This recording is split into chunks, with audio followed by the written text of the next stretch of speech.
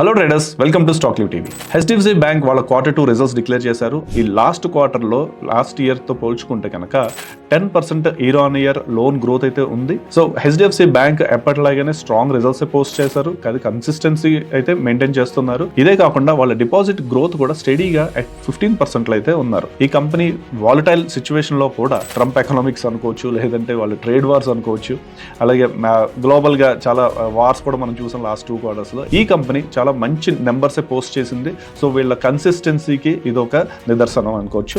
Management ఏం చెప్తుంది, 15 to 16% మేము అచీవ్ అవుతాము నెక్స్ట్ 2 years లో అనేసి ఒకటి చెప్తున్నారు. అదే కాకుండా ఒక 16,000 crores వీళ్ళు కంటింజెంట్ లైబిలిటీ కింద ఇయర్ మార్క్ చేసి ఉంచారు. ఈ కంపెనీ మిగతా పీర్ కంపెనీస్ అంటే ఐసిఐసిఐ కానీ లేదా ఎస్బీఐ కానీ వీళ్ళతో పోటీ పడి కూడా నెంబర్ 1 బ్యాంక్ కింద అయితే ప్రస్తుతానికి ఉంది.